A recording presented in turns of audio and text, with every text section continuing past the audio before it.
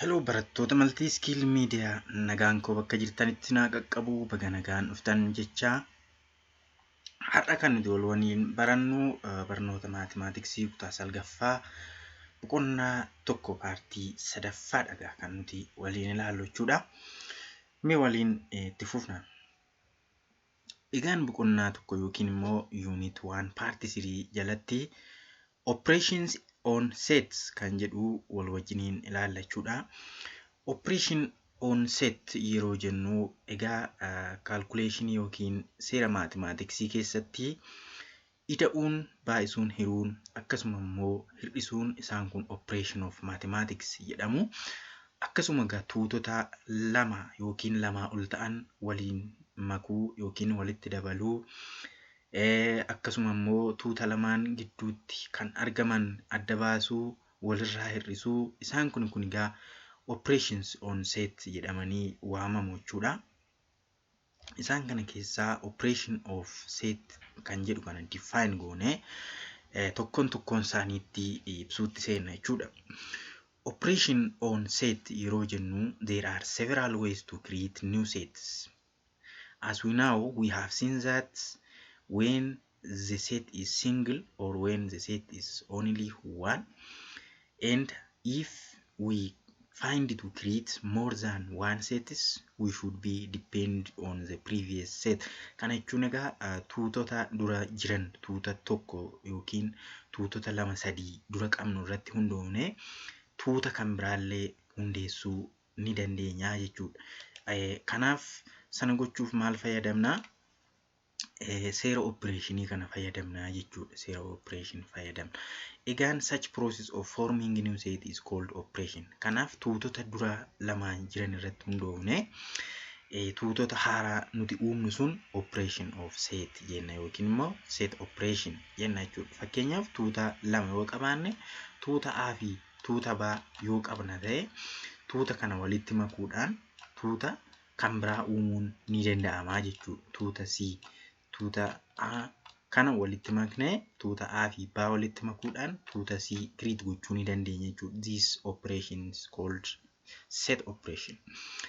Let us see the basic three most important operation of the sets. Seerota operationii seetii yookiin tuutaa jedhaman sadiidha beekamoon isaanii union, intersection fi complementiidha. Yeroo tokko complementii fi differencein kun bakka tokko bu'anii fayyadamu yookiin immoo baay'ee hiikaan isaanii walirraa fagoo miti jechuudha. So union, intersection and complement are the basic set operation. Union kan jennu mallattoon yookiin iddoo bu'eensaa U-dha yookiin walitti makuu jechuudha. Tuuta lama walitti makuu tuuta lama ol ta'uu danda'a. Intersection yeroo jennu immoo tuutota lamaan keessatti kan argamu jechuudha. Tuutota A keessattis B keessattis iddoo lachuutti kan argamu yoo ta'e intersection jenna jechuudha. Complementii kan jennu immoo tuuta tokko keessatti argamee isa tokko keessatti hin argamu yoo ta'e we can say that it is complement operation. Egaan difference kan jennus akkuma sana hiikaan isaanii walirraa fagoo miti. Tuuta A irraa B yoo hir'isne kanaafuu difference A jenna jechuudha. Differencein immoo mallattoo negatiivaa kanaan bakka bu'a. Complementiin immoo mallattoo hudhaa kanaan bakka bu'a jechuudha. Isaan kun iddoo bu'ee yookiin simboolota operationii seetii kanaati jechuudha. Kanaaf isaan kana tokko isaaniitiin kan ilaallu ta'a. Mee konseptiin kun akkasinii galuuf example yookiin activity tokko haa hojjennu. Tuutni let the universal set, you know that the universal set is represented by U and it is the set of natural numbers. N gatani U'n keenya natural numberidha yoo jenne natural numberii less than 12 ta'an tuutotni U miseensa yookiin elementoota tokko ka'anii lamma meeqaatti jiranii amma 12tti jiran jenne yoo keenye akkasuma immoo tuutni A 1 2 3 4 5 6 tuutni B immoo 1 3 5 7 9 jennee tuutota 3 qabna jechuudha. Mee egaa gaaffiin eegun maal jedha isinitti fakkaata? Can you write set consisting all of natural numbers that are in A or B? Argitanii barreessuu dandeessaayi tuutota lakkoofsa uumamaa A keessattis ta'e B keessatti argaman barreessuu dandeessaayi jedha. Kana jechuun opereeshinii seetii kan fayyadamne inni adda baasuu qabna jechuudha. Argitanii walitti makuudha moo kipha moo hir'isuudha moo komplimentiidha moo kan fayyadamne jennee sirriitti konseptii kana beekuu danda'uu qabna jechuudha. Kanaaf A or B, can you write the set consisting of all natural numbers that are A or B yeroo jedhu A or B kan jettu kun A fi B walitti makuu jechuudha. Okay? A union B jechuudha. A union B. Okay. The B says that, can you write the set consisting of all natural numbers that are in A and B? Argitanii? Kun immoo maalidha? Endaa fayyadamee jira jechuudha. Endaa fayyadamee jira taanaan tuuta A keessattis ta'e B keessattis kan argamu barreessuu dandeessaayi. Natural numberii ta'e warroota agaaranatti define goone sana keessa A keessattis B keessattis kan argamu barreessuu ni dandeessaayi jedha. This is A intersection B jenna jechuudha. Okay? A intersection B. Okay. The C says that, can you write the set consisting all natural numbers that are in A and not in B? Kun immoo A qofa keessatti argama garuu B keessatti hin argamu jechuudha. This is A complement. Bakka isa kana sirriitti adda baafachuu dandeessan taanaan nothing is difficult. Okay? Wanta isinitti ulfaatu tokko illee hin jiru jechuudha. Kana gochuuf egaa maal jalqaba tuutota qabdan adda baasuu qabdu. Tuutonni nuti qabnu universal setii qabna. Universal setiin lakkoofsota natural numberii 12 gadi ta'an asitti verbaalii isaas jiru kana lakkoofsaan kaa'uu dandeenya jechuudha. Set N immoo 1 2 3 5 4 5 6dha. Set B immoo 1 3 4 7 9dha. Egaa isaan kan immoo bifa Venn diagramiitiin kaa'uu ni dandeenya jechuudha. Argitanii bifa Venn diagramiitiin yoo keessan dura rectangilii kana kaastu, sana booda miseensota U barreessitu, kan immoo A include godhu A keessa geeshitanii, kan B include godhu B keessa geeshitanii haala kanaan Venn diagramiidhaan kaa'uun ni danda'ama jechuudha. Egaan Aadhaaf deebii yoo galchinu A makuu baadha isiniin jedheera yookiin immoo A union B dha. Miseensota A fi B walitti maknaa jechuudha. Miseensota A fi B kana walitti makna. Haa ta'u malee miseensota A fi B keessa jiran B keessa sama fakkeenyaaf lakkoofsi tokko jira, A keessas B keessas jira. Kana irra deebinee barreessinu osoo hin taane we should be select only one element. Argitanii elementi tokkitti qofa fudhanna jechuudha. Deddeebi'ee kan dhufu gisee lamaan barreessinu jechuudha. The next one is A intersection B dha jechuudha. A intersection B. A keessattis B keessattis kanneen argaman barbaanne fuunee list goonaa jechuudha. Okay? 1 3 5 kun A keessattis B keessattis ni argamu jechuudha. Okay? And the final one is A complement B. A complement dha jechuudha. Okay? A minus B yookiin immoo A complement B jechuudha. Kana jechuun immoo maalidha? A keessatti qofa kan argaman argitanii B keessa kan hin jirre A keessa kan jiran jechuudha. Argitanii A keessa kan jiran B keessa kan hin jirre yookiin immoo A complement jennee kaa'uu ni dandeenya jechuudha. Let us see the Venn diagram.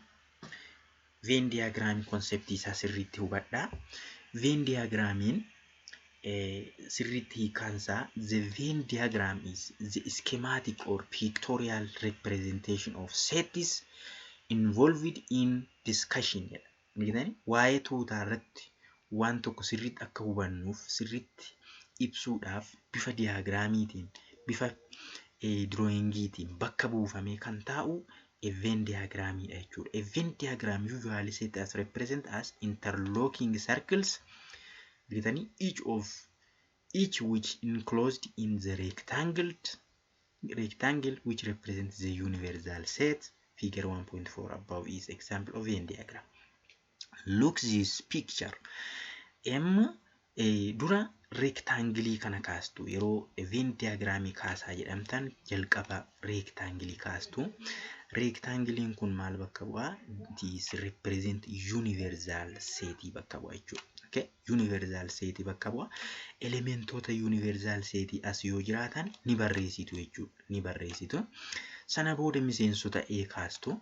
Miseensota A kaasuudhaan yoo intersectioniin jiraate kan A keessattis B keessattis miseensonni 1 2 3 kan argaman yoo ta'an intersectionii kan wal keessa geeshitanii tuuta A B's kaastu jechuudha.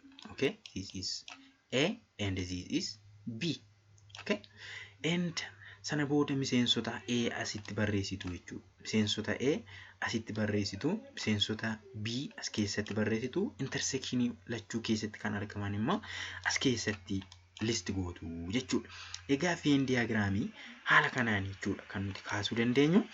Kanaaf egaa kun maal bakka bu'aa? Walumaa galatti this is represent the Venn diagram. Let us consider the operations of sets starting from the union. Okay, the union is a union jechuun egaa U-dhaan yookiin immoo capital U-dhaan bakka bu'aa. Kana jechuun walitti makuu jechuudha. Tuutota lamaa ol ta'an walitti makuu jechuudha. When we say this a union of two sets A and B which is denoted by A union B. Okay, A union B is the set of all elements that are either in set A or in set B. Argitani? Either in set A or, argitani? Either or elementoota A keessa jiranis ta'e B keessa jiranis ta'e walitti makuu qabnaa jechuudha. Argitani? Yookiin A keessa kan jiran B keessa kan jiranis lachuu isaanii walitti yoo kan maknu ta'e this union jennaa jechuudha. We write this mathematical bifa herregaatiin A union B jechuun A makuu baatii jechuudha. Let us this example. A union B is equal to X when X is the member of A set A or X is the member of set B. Argite? A or jennaa jechuudha. Oriin kun jirti taanaan walitti makuu argisiisti barattoota. A union B is equal to X when X is the member of A or the member of B. This is A union B jechuudha. Kanaaf argitanii Venn diagram kana yoo ilaaltan tuuta A ta'e tuuta B hundayyuu maal godhe walitti makee gurraachessee jira jechuudha. Hundi isaayyuu maal ta'eera? Union ta'ee jira jechuudha. Okay, intersection. Okay, intersectioniin immoo maaliin bakka buufama? U gadi gargashinee kan keenya yoo ta'e intersection jenna. This is wal maalidha? Kiphaadha jechuudha. Kipha tuutota A keessas B keessas kan jiru jechuudha. So when we define this, the intersection of two sets A and B denoted by A intersection B, okay, is a set of elements are both in set A and in B. Elementi A keessattis ta'ee B keessa jiru jechuudha. A keessas kan jiru B keessas kan jiru elementi wal fakkaataa jiru sana intersection jennaa jechuudha. We write this mathematically as A intersection B is equal to X when the X is the element of A and X is the element of B.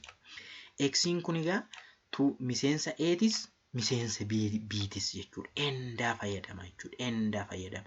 When it used the end, it means that intersection.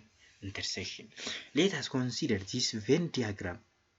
Okay, this Venn diagram shades the A intersection to B. Bakka A fi B walitti kiphan yookiin immoo tuutota A keessattis ta'e B keessattis jirtu bakka isaan lachuu qabdu kana maal godhe? Hide godhe jechuudha. This is A intersection to B jechuudha. Okay, gidduun kun maalidha? A intersection to B dha jechuudha barattoota. Okay, let us see this the general definition of two sets A and B are disjoint if A intersection B does not have any sets or it is empty set. Kanaaf aanki qabaa empty set dha yoo ta'e kanaan maal jennee waamna? Waliin walitti hin dhufan yookiin immoo wal hin kiphani jennee waamnaa jechuudha. Kana egaa Venn diagram asitti ka'e kana ilaala. Anis kophaa jira, B'nis kophaa jira jechuudha. Geengoon A kun maal argisiisa? Miseensonni B kun as keessaa ala kan hin taane, kan A kunis immoo geengoo kanaa ala akka hin taane argisiisa. Kophaa waan jiraniif kiphni hin jiru jechuudha. Kan iddoo isaanitti wal argatan hin jiru waan ta'eef we can say that this is disjoint. Okay, let us do these examples. Let's the set A is equal to 0, 1, 3, 5, 7 and the B set is equal to 1, 2, 3, 4, 6, 7. B set, draw the Venn diagram. Argitanii Venn diagram kaasiti and also find A union B and A intersection B. Ama kubaa fi ba kibaba barbaadi jedhee jechuudha. Jalqaba maal goona? Venn diagram kaasna.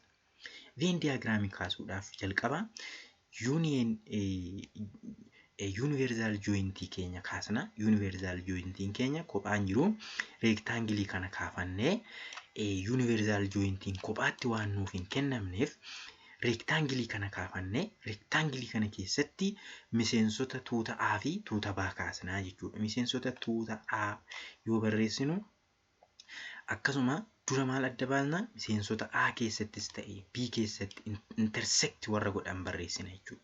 Tokko intersect godha, sadis intersect godha yookiin kiphadha, dabalataan torbas intersect godha jechuudha. Lachuu keessatti warra argaman akka include godhutti miseensa A kanas geengoo kaasnee miseensa B kanas erga kaasnee booda warra intersect godhan gidduu kanatti barreessina jechuudha. Warra intersect yookiin warra kiphataan gidduu kanatti barreessina.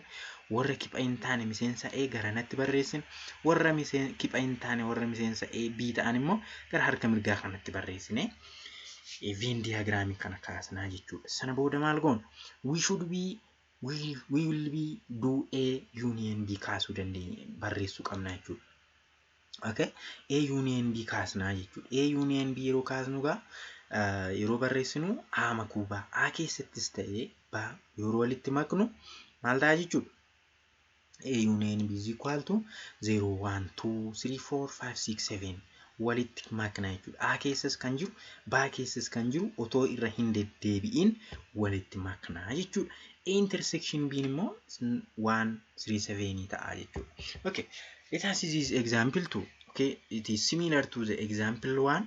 Wal fakkaataadha. Gaaffii lakkoofsa tokkorra jiruun yaa'u tuutni A nuu kennameera, tuutni B nuu kennameera. Haa ta'u malee tuuta A keessatti kan nuu kenname even number infinity dha. Tuuta B keessatti kan nuu kenname odd number infinity. Odd number miti kun garuu 3, 6, 9, 12, 15 jedhee jira. Odds of keessaa qaba, evens of keessaa qaba. Jira kana mee walitti haa maknu akkasuma immoo kipha isaanii haa barbaannu. Okay, solution A union B is equal to X. Okay, X is positive integer that is either even or multiple of 3. Argitanii tuutni A kuni even numberidha. Natural yookiin positive integerii even numberidha tuutni A kun. Tuutni B immoo maalidha? Multiple of 3 dha. Baay'ataa 3 jechuudha. 3 gisee 1 3, 3 gisee 2 6, 3 gisee 3 9, 3 gisee 4 12 baay'ataa 3 jechuudha. Okay?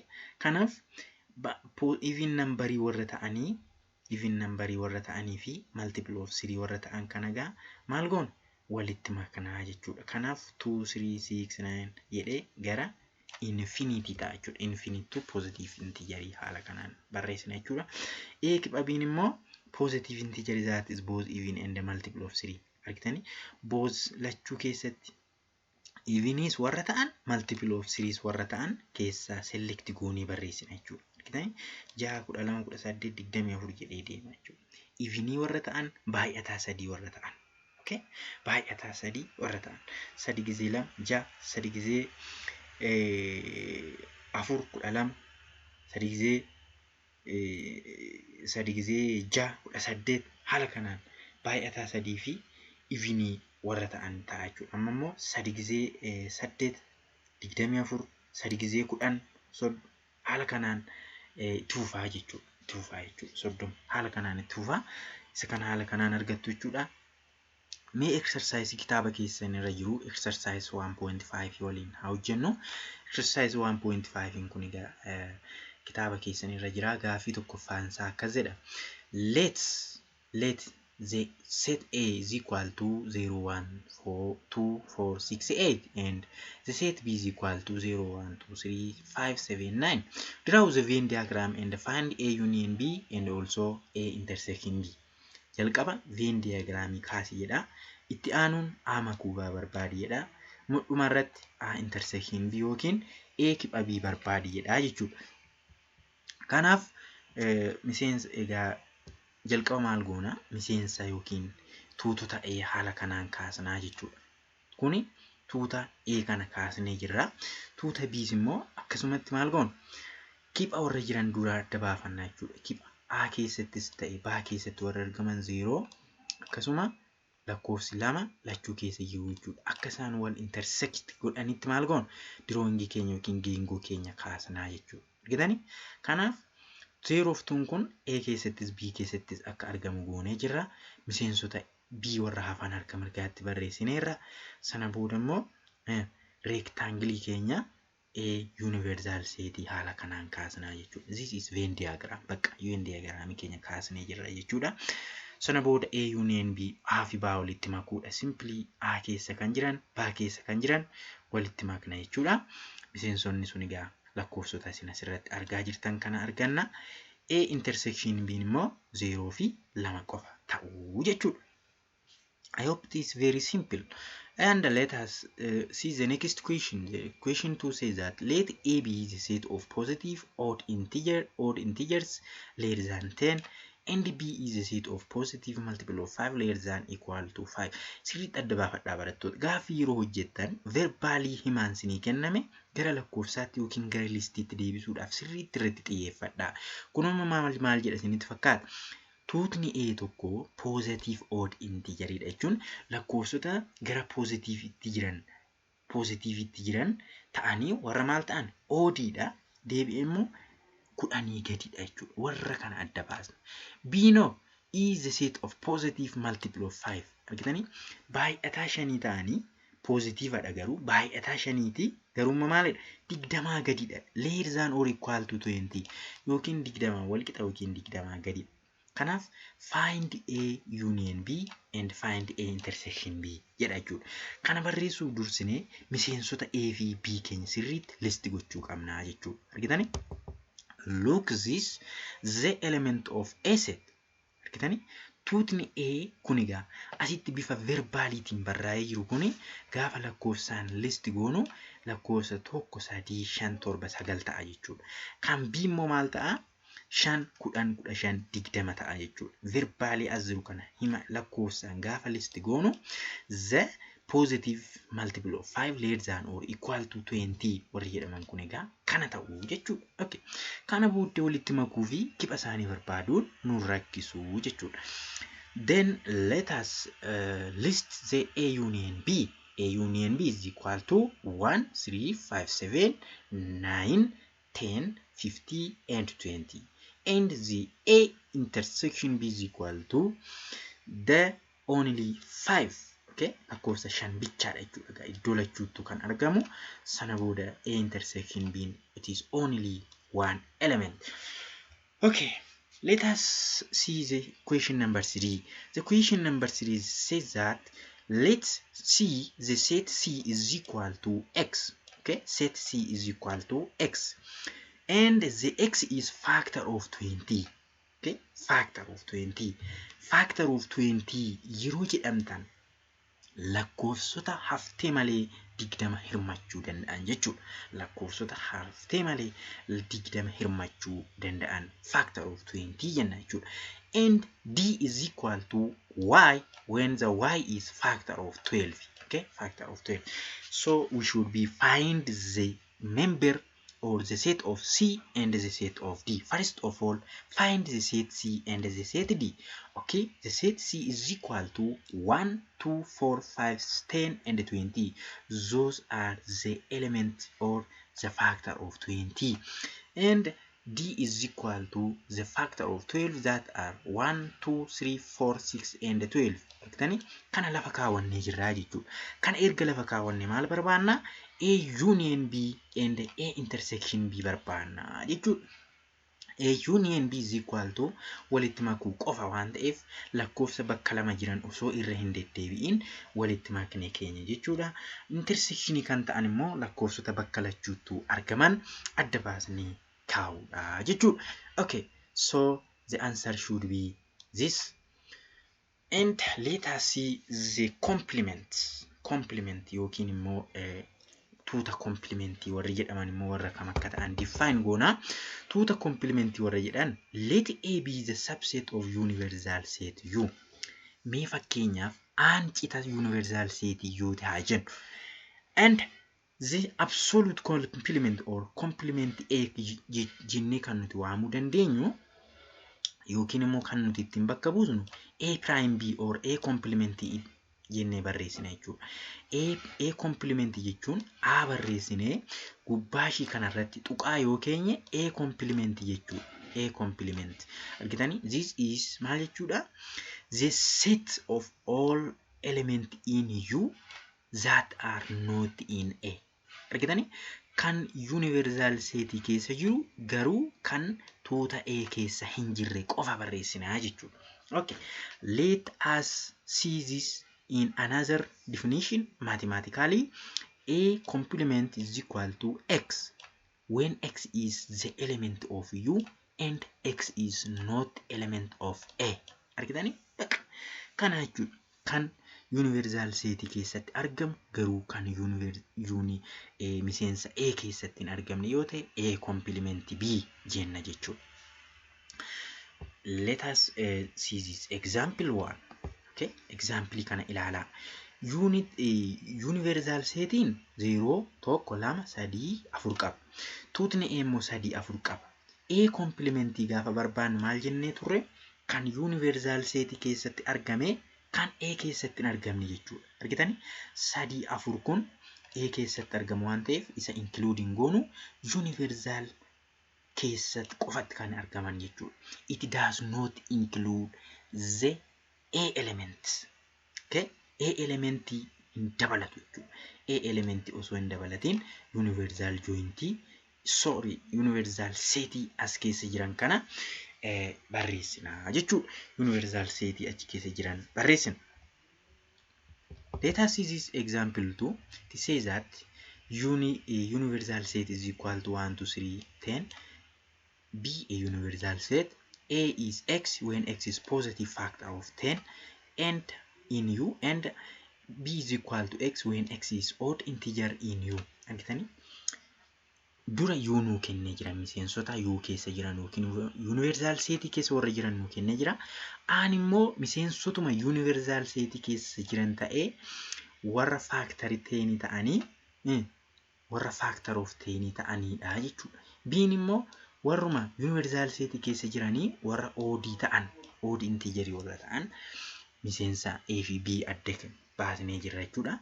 Kanaaf A complementii barbaadi, B complementis barbaadi, A union B complementis barbaadi, A complement intersection to B complementis barbaadi jedha jechuudha. Dhumarratti immoo what do you observe from the answer? Deebii argatteerraa maal hubattaa jedha. Solution. So from the solution, the miseensota A fi B yeroo barreessinu A'n keenya gaa factor of 10 miseensa U keessa jiran warra kana ta'u, odd integeriin immoo warri B'dhaaf kennaman warra kana ta'u jechuudha. Sana booda A complementiin keenya A keessa kan hin jirre garuu A osoo hin dabalatiin kan miseensa A osoo hin dabalatiin U keessa kan jiru ta'a jechuudha. Kanaaf miseensa A kana 1, 2, 5 of keessaa osoo hin dabalatiin warra U keessatti hafanidha jechuudha. U'n keenya amma 10tti jira ilaala. Tokko kaasee amma 10tti. listi godheera dootiidhaan bakka buuseera waan ta'eef 1 2 3 4 5 6 7 8 9 10dha. Kanaaf 3 4 6 7 8 9 kun A komplimentiidha jechuudha. B komplimentiin immoo miseensa B kan osoo hin dabalatiin warra universal seetii keessatti hafanidha jechuudha. Kana booddee maal barbaanna jechuudha? A union B komplimentii barbaanna jechuudha. A union B komplimentii yeroo barbaannu jalqaba A fi B walitti makna. A fi B walitti erga maknee booda A fi B erga walitti maknee booda A union B komplimentii jechuun immoo warra A union to B keessa osoo hin dabalatiin warra U keessa jiran barreessinaa jechuudha. Argitanii? Warra U keessa jiran. Kanaaf 4 6 8 qofa ta'a jechuudha. Karaa biraa immoo A komplimentii fi B komplimenti yeroo barbaannu A komplimenti B komplimenti kipha isaanii barbaada. Kana jechuun as keessattis warra argaman A komplimenti keessattis B komplimenti keessattis warra argaman kipha warra ta'an argina jechuudha. Kanaaf hence we immediately asirraa maal hubanna isinitti fakkaata? Ilaala. Asirratti warri nuti calculate goone kun 4 6 8dha. A union B komplimentiin kun 4 6 8dha. As immoo dhuftanii A komplementii intersection to B komplementiin maalidha? Innis 4 6 8dha. Deebiin isaanii wal fakkaataadha jechuudha. Asirraa maal hubanna jechuudha? A union B intersection is equal to B A complement intersection to B komplementiidha jechuudha. This is the statement of De Morgan's law dha jechuudha. Yookiin immoo seerota De Morgan's law lafa kaa'edha jechuudha. Okay. De Morgan's law detail isaa yoo ilaallu maal jedha isinitti fakkaata? Tuutotni lama A union B fi A intersection B yoo komplementii ta'anii jedha. Kana jechuun A union B complement is equal to A complement intersection to B komplementiidha jedha. Karaa biraa immoo A union B complement is equal to A complement to B complement. Kana egaan bifa Venn diagramiitiin illee kaasee jira jechuudha. Warri shade ta'an kun egaa maal argisiisu? Warra A union B komplementiidha jechuudha. A union B komplementiidha. A fi B walitti maknee achi keessa warra jiran include osoo hin godhin universal seetii kana warra shade ta'an kanadha jechuudha.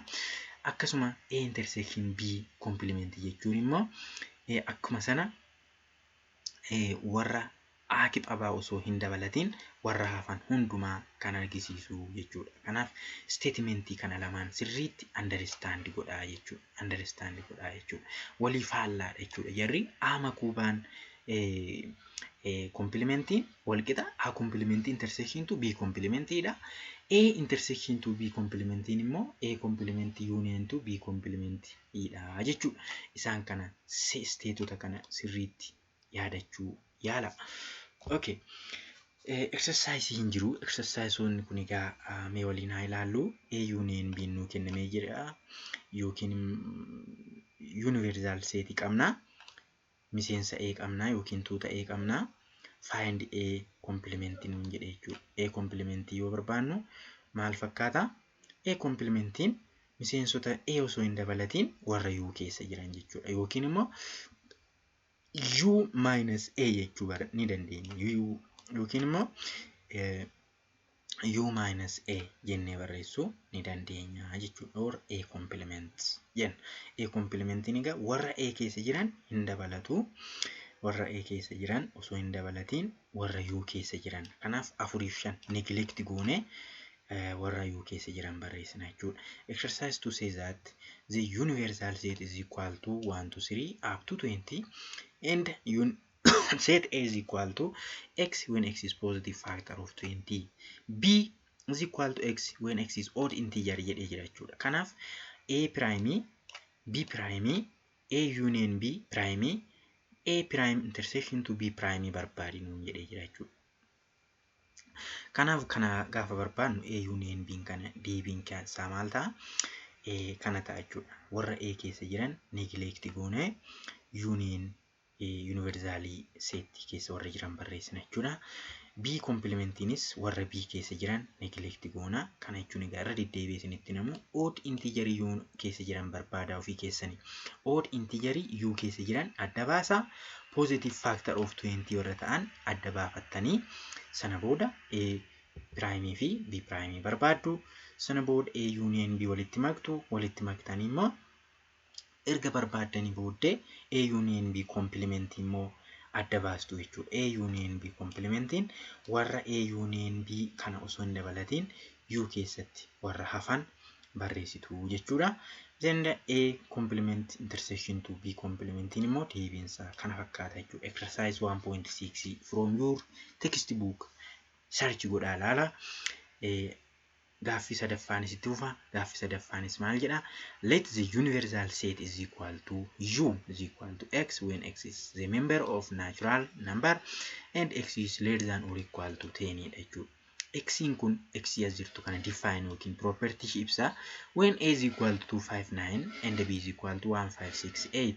So find A complement intersection to B and B A complement union to B warra jedhan barbaadi jedha. So solution isaa kana fakkaata jechuudha. Kanaaf element of universal setting keenya kana ta'a. A complementing keenya lakkoofsota asitti argitan kana ta'a. B complementing kana fakkaata. And also A complement intersection to B complementing immoo warra kana ta'a jechuudha. Sirriitti irra deddeebi'aa ilaalaa.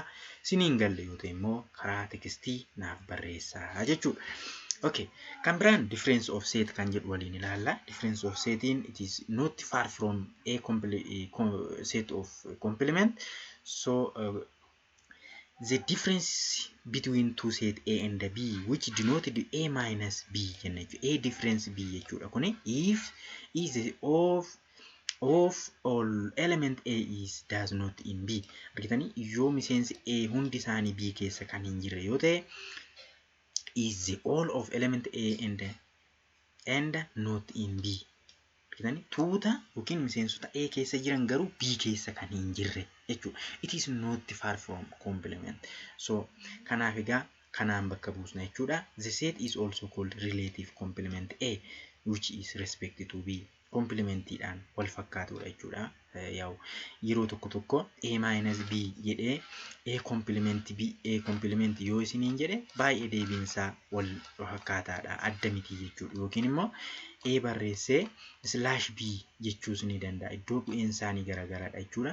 Isaan kun hundinuu tokko A minus B A prime A slash B kun wal fakkaataadha jechuudha. Kanaaf A difference B is equal to X when X is a member of A but not the member of B jechuudha. Tani miseensa A ta'e egaa asitti xiqqoo adda waan godhu kun maalidha? Universal set irratti miti kan hundaa'u tuutota lama irratti hundaa'a jechuudha. Inni dura A complementiin yeroo baay'ee tuutota universal irratti hundaa'a. Differencing garuu tuutotuma mataa isaanii danda'an lama yookiin lama irratti hundaa'a jechuudha. Kanaaf bifa kanaan illee barreessuu akka nuti dandeenyu gaa notation isaa bifa kanaan bakka buusnee barreessuu akka dandeenyu simboolii A minus B yookiin immoo A slash B dhaan fayyadamuu dandeenya jechuudha. Okay, mee fakkeenya kana ilaalaa. Tuuta A qabnaa 0 1 2 3 4 tuuta B qabnaa 3 4 A minus B yookiin A slash B kun immoo 0 1 2 ta'a jechuudha. Kana jechuun A B osoo hin dabalatiin A keessa warra jiranidha jechuudha. Okay. Example 2 kana ilaalaa. Example 2 maal jedhaa? Let U be the universal set of sets one digit number dha. A B the set of even number dha. B is the prime number less than 10 jedha. Find the following. Kana jechuun universal setting keenya digitii tokko lakkoofsa digitii tokko qabna any number. Miseensi A keenya immoo even number dha. Less than 10 jechuudha. Even number ta'anii less than 10 warra ta'an. B immoo prime number ta'anii less than 10 warra ta'an. Find A difference B. B find B difference A. C find A union B. D find A difference to A union B jedha jechuudha. Kana yeroo calculate goonu gaa dura Venn diagramiidhaan haa kaasnu. zim jennee universal set keenya tokko fi 9 barreessinee jira single numberidha. Miseensa A keessa jiran immoo lakkoofsa 10 gadi ta'anii even warra ta'an 0 4 2 6 8 barreessina. Lakkoofsota miseensa B keessa jiran immoo 3 5 7 2 isaan kun immoo lakkoofsota koptii warra ta'an barreessinee jirra. Kanaaf A difference B kan jedhu maal jennee jirra? B osoo hin dabalatiin A keessa warra jiran barreessina jechuudha. Solution. Okay. A keenya listi goonee B keenya listi goonee sana booda bakka A minus B jechuun A keessa kan jiru B osoo hin dabalatiin jechuudha. Jedhani 0 4 6 8 it is only member of A shi kana qofadha jechuudha. B minus B jechuun immoo B qofa keessa kan jiru A osoo hin dabalatiin bakka shi kanadha jechuudha. Jedhani 3 5 7 warra ta'an kana asitti barreessinaa jechuudha. A union B immoo hunda isaayyuu walitti maknaa. A union B erga wal argannee booda U keessa kan jiran A union B osoo hin dabalatiin bakka isheen immoo 1 fi 9 taati jechuudha. Bakka so look like this. Egaa example 3 illee kana fakkaataa ni jira. Egaa example 3 kana mee ilaalaa ofii keessanii for the same set example 2 jedha. Example 2 sagara olii kanatti ilaalle jechuudha. Example 2 asitti ilaalle kana maal godhee what can you say from the example 2A and B? Asitti gaaffii nuu kaa'ee jira. Find the following jedhee A prime barbaadi jedhee A union minus A barbaadi jedhee B complement barbaadi jedhee A intersection to B complement barbaadi jedhee maal irratti hundoofnee barbaadna isinitti fakkaata? Gaaffii lammaffaa irratti hundoofneeti jechuudha. Gaaffii lammaffaa irratti hundoofneeti. What would about D and example 2A? Tani gaaffii D kanaa fi 2A irra kan jiru maal sitti fakkaata? Waa'ee isaa maal jettadha? Mee calculation isaa haa ilaallu. Kuni isuma example 2 irra jirudha. Elementoonni kun achumarraa fudhanne jechuudha. Garuu A prime yookiin A complement yeroo barbaannu A complement keenya lakkoofsota kana arganna. B complement immoo kana arganna. And A U minus A immoo lakkoofsota kana arganna. A intersection to B immoo lakkoofsota kana arganna jechuudha. As keessaa gaafa search gootanii haa ta'uyyuu malee gaaffiin inni jechuu barbaade maalidha? From A and B gaaffii A kanaa fi B kanarraa warri jiran B kanarraa warri jiran jechuudha. We can say that A prime is equal to U minus A jechuudha. Argitanii kan A complementii fi universal set minus A kun wal qixa jechuudha. A complementii fi difference jechuun wal qixa ta'uusaa hubannaa jechuudha. Gaaffii lama A we can say that 2A irraa immoo D fi 2A irraa immoo D kana ilaala.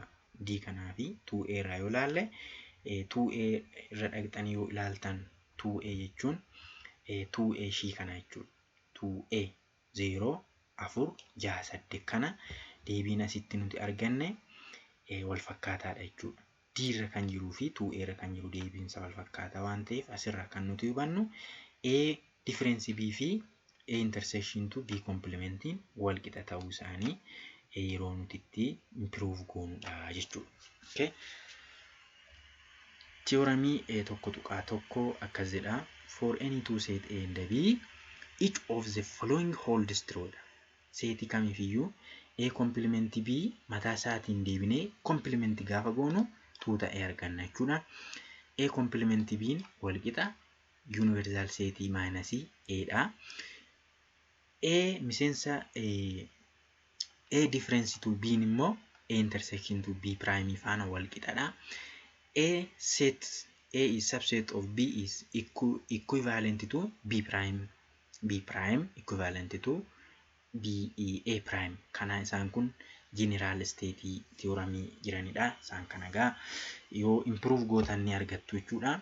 Exercise 1.7 jira. It is not new. Waan maammoo hojjetaa oolle jechuudha. Exercise 1.7 from your textbook. Deebii isaa isinii galchaan darba. From the given Venn diagram find the following. Venn diagram asii qabna. Venn diagram kana irratti hundoofne gaaffiiwwan as jiran kana A difference B, B difference A union B, A union difference to A union B kan jedhu kana yookiin immoo U/A union B kan jedhu kana waliin deebii isaa galchaa deemna jechuudha. Deebiin isaa warra kana ta'a. Deebii isaa gabaabumatti isinii galcheen bira darbaa jechuudha. Isa kana sirriitti diteelii ilaalaa. Gaaffii yoo qabaattan immoo karaa koomentii naaf barreessaa. Inni kan biraa symmetric difference toppikii keenya ishee dhumaati jechuudha. Symmetric difference kan nuti jennu for two set A and B, symmetric difference between these two sets denoted by A delta B. A delta B kan jennu symmetric difference jenna jechuudha. A delta B. Okay? A delta B kan nuti jennu kun yoo maal ta'edha jechuudha. A delta B A/B union to B/A kun A delta B jenna jechuudha. A delta B jenna. A delta B jechuun A complement B walitti makuu B complement A dha jechuudha. Argitanii? Kana jechuun immoo maal jechuudha? B osoo hin dabalatiin A keessa kan jiran makuu A osoo hin dabalatiin B keessa kan jiran yoo walitti makne warra gurraachifaman kana arganna jechuudha. Argitanii? Venn diagramiidhaan warri shade ta'an kun symmetric difference jenna jechuudha. Argitanii? Kanaaf egaa gabaabumatti asirraa kan nuti hubannu A difference B union to B difference A jechuun kanuma jechuudha.